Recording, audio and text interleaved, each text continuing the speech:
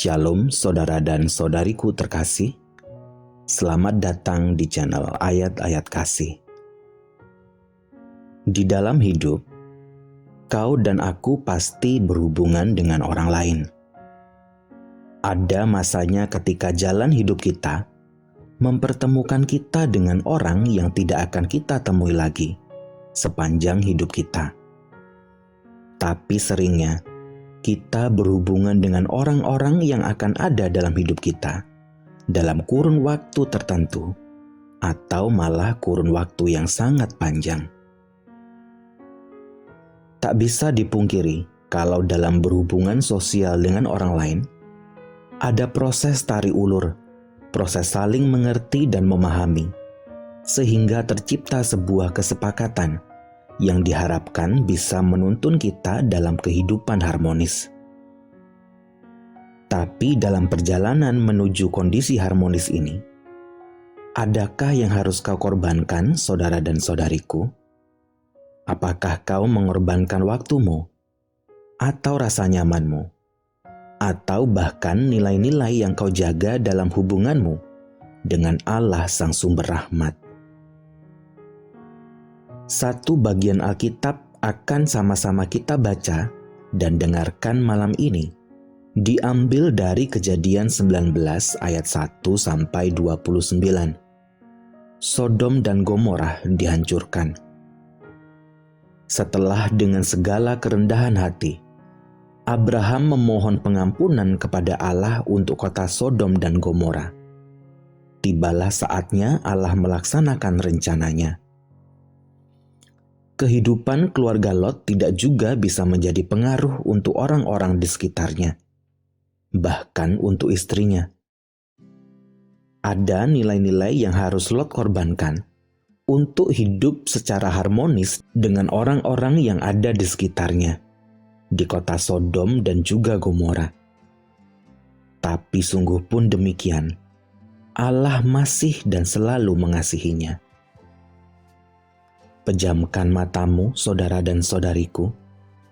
Atur napasmu, dan biarkan ayat-ayat yang diilhamkan Allah pada penulis kitab Kejadian ini ribuan tahun yang lalu menghantarkan kasih dan rahmat Allah kepadamu saat ini. Kejadian 19 ayat 1 sampai 29. Sodom dan Gomora dihancurkan. Kedua malaikat itu tiba di Sodom pada waktu petang.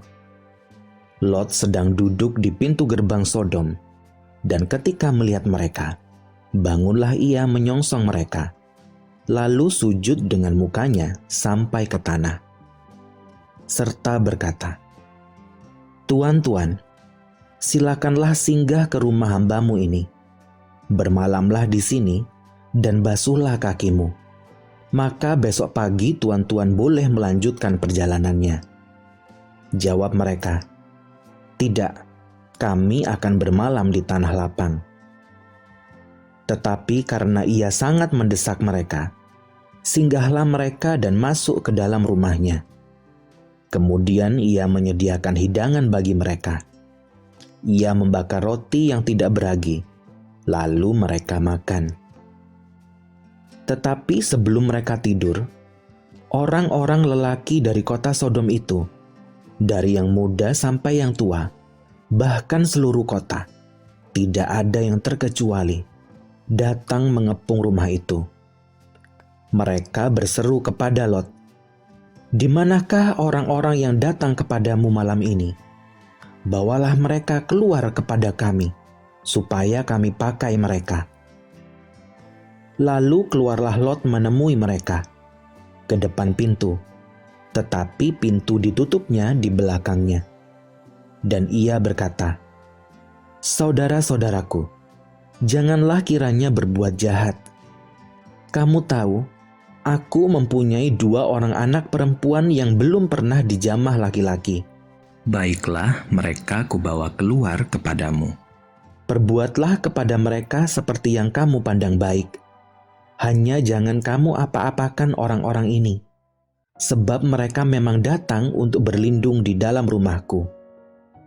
Tetapi mereka berkata, "Enyahlah." Lagi kata mereka, "Orang ini datang ke sini sebagai orang asing, dan dia mau menjadi hakim atas kita. Sekarang kami akan menganiaya engkau lebih daripada kedua orang itu." Lalu mereka mendesak orang itu, yaitu Lot, dengan keras, dan mereka mendekat untuk mendobrak pintu. Tetapi kedua orang itu mengulurkan tangannya, menarik Lot masuk ke dalam rumah, lalu menutup pintu. Dan mereka membutakan mata orang-orang yang di depan pintu rumah itu, dari yang kecil sampai yang besar, sehingga percumalah orang-orang itu mencari-cari pintu. Lalu kedua orang itu berkata kepada Lot, "Siapakah kaummu yang ada di sini lagi? Menantu atau anakmu laki-laki, anakmu perempuan, atau siapa saja kaummu di kota ini? Bawalah mereka keluar dari tempat ini, sebab kami akan memusnahkan tempat ini. Karena banyak keluh kesah orang tentang kota ini di hadapan Tuhan. Sebab itulah Tuhan mengutus kami untuk memusnahkannya." Keluarlah Lot, lalu berbicara dengan kedua bakal menantunya, yang akan kawin dengan kedua anaknya perempuan. Katanya, "Bangunlah, keluarlah dari tempat ini, sebab Tuhan akan memusnahkan kota ini." Tetapi ia dipandang oleh kedua bakal menantunya itu sebagai orang yang berolok-olok saja. Ketika fajar telah menyingsing, kedua malaikat itu mendesak Lot supaya bersegera. Katanya, "Bangunlah, bawalah istrimu dan kedua anakmu yang ada di sini, supaya engkau jangan mati lenyap karena kedurjanaan kota ini." Ketika ia berlambat-lambat, maka tangannya, tangan istri dan tangan kedua anaknya dipegang oleh kedua orang itu, sebab Tuhan hendak mengasihani dia. Lalu kedua orang itu menuntunnya keluar kota dan melepaskannya di sana. Sesudah kedua orang itu menuntun mereka sampai keluar, berkatalah seorang, "Larilah, selamatkanlah nyawamu. Janganlah menoleh ke belakang, dan janganlah berhenti dimanapun juga di lembah Yordan. Larilah ke pegunungan, supaya engkau jangan mati lenyap." Kata Lot kepada mereka, "Janganlah kiranya demikian, tuanku. Sungguhlah hambamu ini telah dikaruniai belas kasihan di hadapanmu, dan tuanku telah berbuat kemurahan besar kepadaku dengan memelihara hidupku. Tetapi jika aku harus lari ke pegunungan, pastilah aku akan tersusul oleh bencana itu, sehingga matilah aku. Sungguhlah kota yang di sana itu cukup dekat kiranya untuk lari ke sana. Kota itu kecil. Izinkanlah kiranya aku lari ke sana. Bukankah kota itu kecil? Jika demikian, nyawaku akan terpelihara."